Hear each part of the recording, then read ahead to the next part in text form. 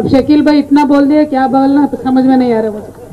वैसे जितने प्यार और मोहब्बत बोधन के सभी जनता दिखाती है उसके लिए बहुत बहुत शुक्रिया। आपके एमएलए साहब, सिर्फ एमएलए साहब नहीं, पूरे बोधन के तरफ से बोल रहे हैं ऐसा मुझे लगता है। Thank you so much. జై తెలంగాణ। అందరికీ నమస్కారం। గౌరవనీయులు వేదిక మీద ఉన్నటువంటి స్థానిక శాసనసభ్యులు షకీల్ అన్న గారు, అదేవిధంగా జిల్లా పరిషత్ చైర్మన్ గారు దాదాన గారి విఠలరావు గారు, అదేవిధంగా డిసిసిబి మెంబర్ గారు, సీనియర్ నాయకులు గిరిధవర్ గంగారెడ్డి అన్న గారు, ఇరిగేషన్ డిపార్ట్మెంట్ సంబంధించి సిఈ మధుసూదన్ గారు, ఎంపీపీలు, అట్లనే మా సోదరి రజిత ఎల్ఐ యాదవ్ గారు జెడ్పీ వైస్ చైర్మన్ గారు, సోదరులు ఎంపీపీ గారు శ్రీనివాస్ గారు, అట్లానే స్థానిక సర్పంచ్ గారు ఉన్నారు, వారికి శ్రీనివాస్ అన్న గారికి, ఆకుల శ్రీనివాస్ అన్న గారికి, ఉప సర్పంచ్ గారికి, అట్లానే ఎడపల్లి మండలాధ్యక్షులు గౌరవనీయులు శ్రీరామన్న గారికి, ఇంకా సీనియర్ నాయకులు మా అక్క చెల్లెలు ఎంపీటీసీలు, సర్పంచులు, పిఎస్సిఎస్ చైర్మన్లు అందరికీ కూడా పేరు పేరున బోధన నుండి వచ్చినటువంటి మా కౌన్సిలర్లు, నాయకులు అందరికీ హృదయపూర్వక నమస్కారాలు। మరి అందరికంటే ఎక్కువ ఆకలి అవుతున్నా కూడా ఎండలో కూర్చొని ఎదురు చూస్తున్నటువంటి మా అక్క చెల్లెలకు ప్రత్యేకంగా అభినందనలు తెలియజేస్తాను। బోధన్ పాత్రికేయ మిత్రులందరికీ, నిజామాబాద్ పాత్రికేయ మిత్రులందరికీ కూడా ప్రత్యేకంగా అభివాదాలు తెలియజేస్తూ ఉన్నాం। ఇవాళ మీరు చూసినట్టయితే మేము నెహ్రూ నగర్ నుంచి మొదలుపెట్టిన మన అన్న వాళ్ళు ఎదుర్కోవడం, ర్యాలీ తీయడం, అసలు ఒక పండగ అంటే నిజంగానే పండగ వాతావరణంలో నెహ్రూ నగర్ దగ్గర, జానకంపేట దగ్గర ప్రతి చోట ఆగుకుంటూ అన్ని గుడులు, దర్గాలు చూసుకుంటూ పెద్ద ఎత్తున ఇక్కడికి తరలివచ్చు। ఇక్కడికి వచ్చిన తర్వాత కూడా మా పోతరాజు అన్నలు ఎదుర్కొన్నారు, మా అక్క చెల్లెలు బోనాలతోని మంగళారతులతోని ఎదుర్కొంటే అందరం కలిసి కట్ట మీదకి నడిచిపోయినాం। ఈ బతుకమ్మ చెరువు దగ్గరికి నడిచిపోయి కట్ట మీద కట్ట మైసమ్మకు మరి మంచిగా శాఖ పోసి మేకపోతును బలిచ్చుకున్నాం। గొర్రెన మేకనది, మేకనే కదా, మేకపోతును బలిచ్చుకున్నాం। తర్వాత పెద్దమ్మ తల్లికి బోనం సమర్పించుకొని ఇక్కడికి వేదిక మీదకి రావడం జరిగింది। ఎందుకు ఇదంతా చెప్తా ఉన్నా మీకు అని అంటే, నెహ్రూ నగర్లో మొదలు పెడితే మా యువకులు ర్యాలీతో మొదలు పెడితే, తర్వాత జానకంపేటలో దర్గా దగ్గర ఆగినాం, అక్కడ మా ముస్లిం సోదరులు మంచిగా జరగాలే కార్యక్రమం ఆశీర్వదించారు। ఇక్కడ దాకా వచ్చిన తర్వాత పోతరాజులు ఎదుర్కొన్నారు, మంగళారతులు ఎదుర్కొన్నాయి, ఇక్కడికి వచ్చినాక బోనం పెట్టుకున్నాం, కట్ట మైసమ్మకు దండం పెట్టుకున్నాం। ఇది తెలంగాణ సంస్కృతి। తెలంగాణ గంగా జమున తహజీబ్ అంటే అందరం కలిసిమెలిసి ఉండాలి, అందరం బాగుండాలి, అందరం అభివృద్ధి చెందాలనేటటువంటి ఆలోచన, గుండె నిండుగా ఉండేటటువంటి ప్రేమ మన తెలంగాణ బిడ్డలది, తెలంగాణ ప్రజలది। అది ఇవాళ బోధనలో ప్రత్యక్షంగా నేను అనుభవించిన ఆ కార్యక్రమాలన్నింటినీ కూడా ఏర్పాటు చేసిన నాయకులందరికీ, ప్రజలందరికీ కూడా మళ్ళీ ఒకసారి శిరస్సు వంచి నేను నమస్కారం తెలియజేస్తా ఉన్నా।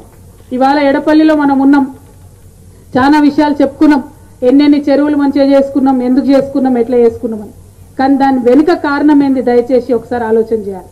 ఇక్కడ ఉన్న మా అక్క చెల్లెలు చాలా మంది అనుకున్నారు, ఇద్దరు ముగ్గురు నాతో అన్నారు, అక్క మంచిగానే ఉన్నది, పొలం ఎన్నోళ్ళకి రైతు బంధు ఇస్తుండ్రు, చెరువులు మంచిగా ఎత్తురు, అంత బాగుంది, కానీ ఏం లేనోళ్ళ సంగతి ఏంది అని।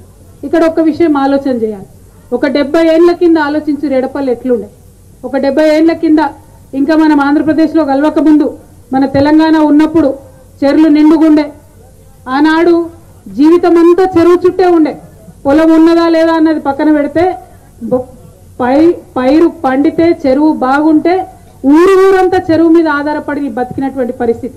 అది ఇక్కడ ఒక ఎడపల్లనే కాదు, ప్రపంచంలో ఏ దేశంకు పోయినా ఒక దగ్గర చెరువు ఉంది, ఒక దగ్గర నది ఉందంటే మొత్తం సంస్కృతి అంతా, దేశమంతా ఆ నీటి మీద ఆధారపడి బతుకుతుంది। మనకు జరిగిందేంది 60 ఏళ్లలో, ఆ నీటి వనరులు కొల్లగొట్టబడ్డాయి, అందుకే మనం ఆగమైపోయినాం।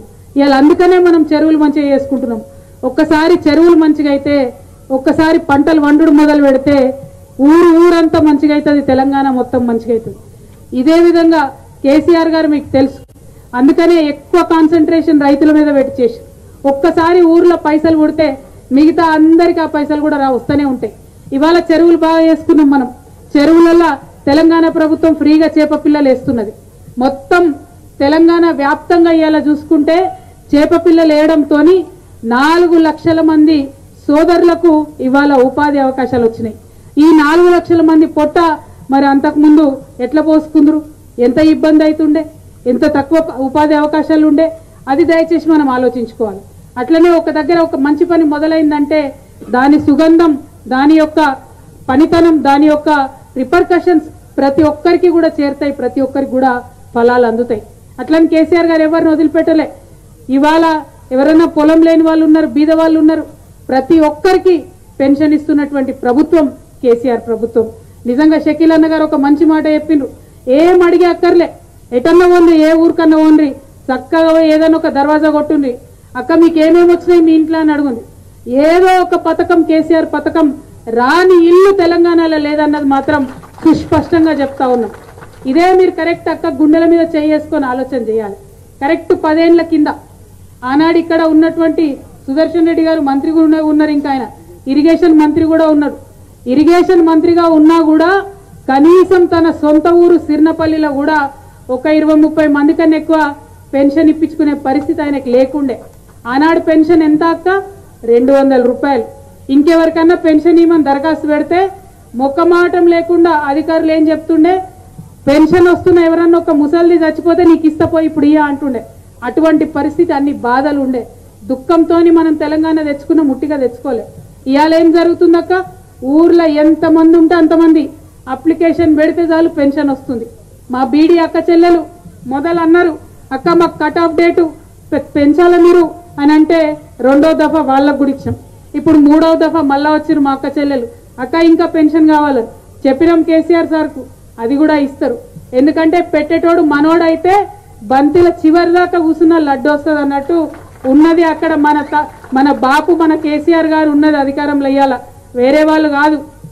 మన మీద పట్టిన నాయకుడు అధికారంలో ఉన్నాడు కాబట్టి ఖచ్చితంగా చివరికంట కూడా ప్రతి ఒక్కరికి ప్రతిఫలం వస్తుంది. 10 ఏళ్ళే అయింది వచ్చి, చిన్న పసిగుడ్డు మన తెలంగాణ.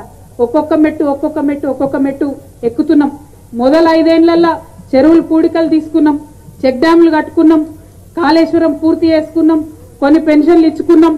మొదట 5 ఏళ్లలో 1000 రూపాయలు ఇచ్చినాం. రెండో 5 ఏళ్లలో కొద్దిగా మంచిగా అయినాం కాబట్టి దాన్ని 2000కు పెంచుకున్నాం. మొదట 5 ఏళ్లలో కొన్ని కార్యక్రమాలు చేసుకున్నాం, కొద్దిగా మంచిగా అయితే రెండో 5 ఏళ్లలో ఇంకొక కొన్ని కార్యక్రమాలు చేసుకున్నాం. ఇప్పుడు ఇంకొంచెం మంచిగా అయినాం కాబట్టి ఈ సంవత్సరం ఖచ్చితంగా ఎవరెవరికైతే ప్లాట్లు ఉన్నాయో వాళ్ళకి 3 లక్షల రూపాయలు ఇచ్చేటటువంటి కార్యక్రమాన్ని త్వరలోనే శ్రీకారం పెట్టబోతా ఉన్నాం. దాని పేరు గృహలక్ష్మి అనేటటువంటి పథకం. ఎవరికైతే జాగా ఉందో వాళ్ళందరికీ కూడా 3 లక్షల రూపాయలు గౌరవ ఎమ్మెల్యే గారి చేతుల మీదుగా బోధన మొత్తం కూడా ఇవ్వడం జరుగుతుంది. దాంతో పాటు ఎవరికన్నా జాగా లేదు, పాపం ఇల్లు కట్టుకునే పరిస్థితి లేదంటే వారికి కూడా ఎక్కడెక్కడైతే గవర్నమెంట్ జాగా ఉందో ఎమ్మెల్యే గారు వెతుకుతా ఉన్నారు, ప్లాట్లు వేసి ఇచ్చేటటువంటి ప్రయత్నం కూడా వారు చేస్తూ ఉన్నారు.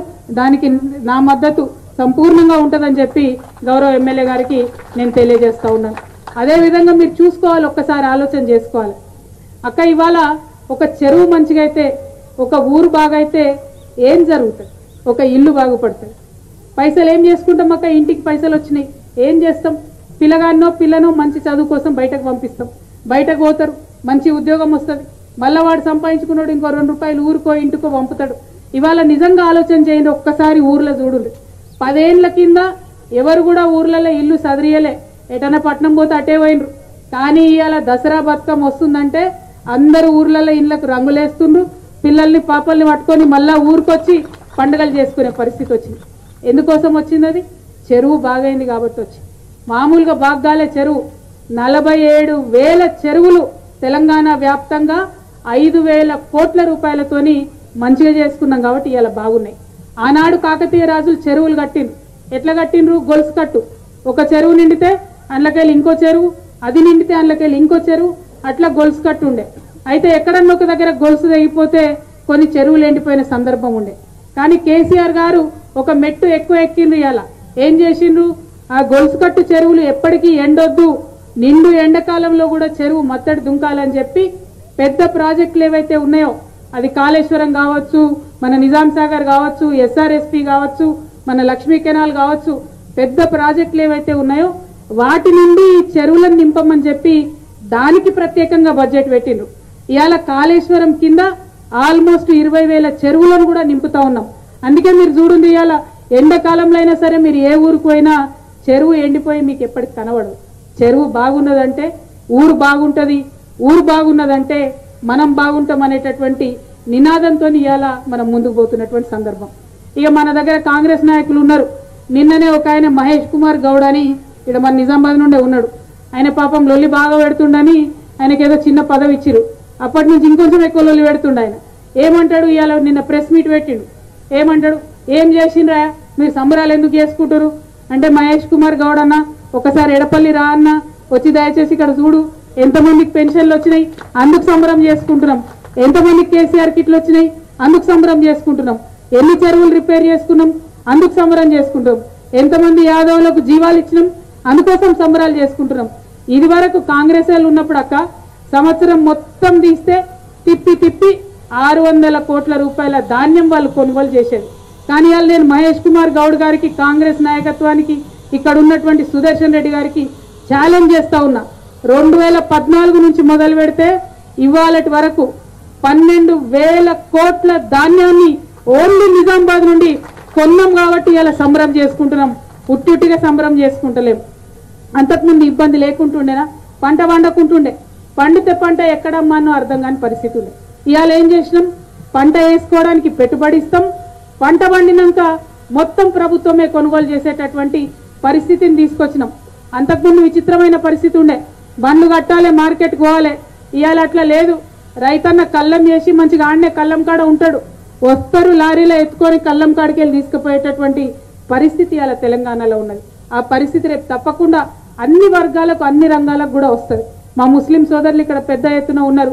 చాలా ఇబ్బంది ఉంటుంది, చాలా गरीबी ఉంటుంది. गरीबी जो पसमानदगी है केसीआर साहब जानते हैं, इसीलिए वो अकलियतों के हमदर्द है, इसीलिए बहुत ज्यादा स्कीम्स अकलियतों के लिए अलग से उन्होंने कायम किया है. वजीफे जो थे वो 1000 रुपये के थे, उसको बढ़ाया है. हमारे तालीम के ऊपर, बच्चों के ऊपर तवज्जो देने की जरूरत जो थी, इसीलिए हैदराबाद के बाद ज्यादा से ज्यादा स्कूल निजामाबाद में केसीआर साहब ने माइनॉरिटी बच्चों के लिए दिया है.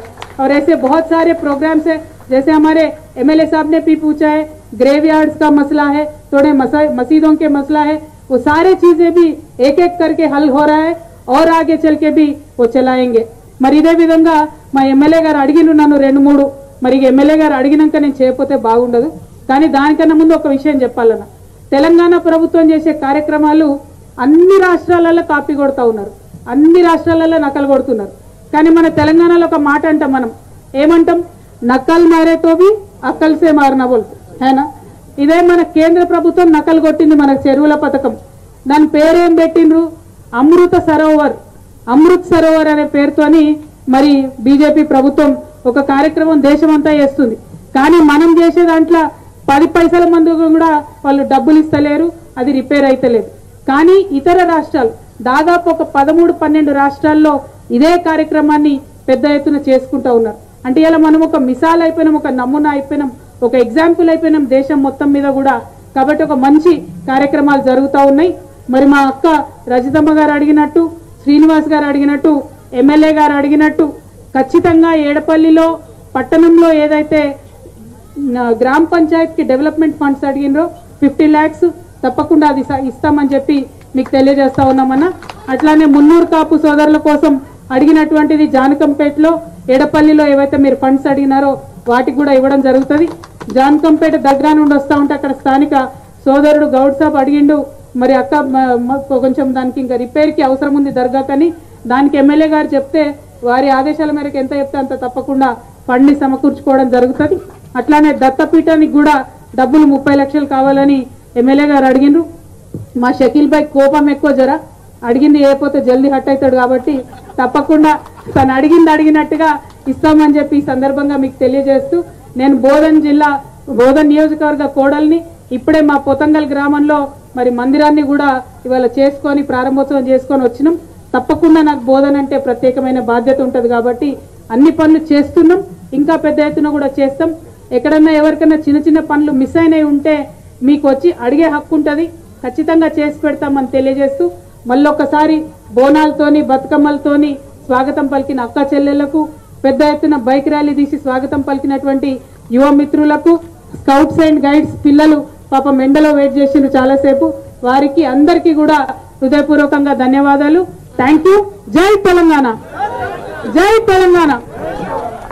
హాయ్ ఫ్రెండ్స్, మా టుడే టుమారో యూట్యూబ్ ఛానల్ చూస్తున్నందుకు చాలా థ్యాంక్స్. మరిన్ని లేటెస్ట్ వీడియోస్ కోసం వెంటనే సబ్స్క్రైబ్ చేయండి. అలాగే ఈ బెల్ ని కూడా రింగ్ చేసేయండి. మా నోటిఫికేషన్స్ అన్ని మీ మొబైల్లో వస్తాయి. అలాగే మా వీడియోస్ మీకు నచ్చితే లైక్ చేయండి, షేర్ చేయండి, నచ్చకపోతే కామెంట్ చేయండి.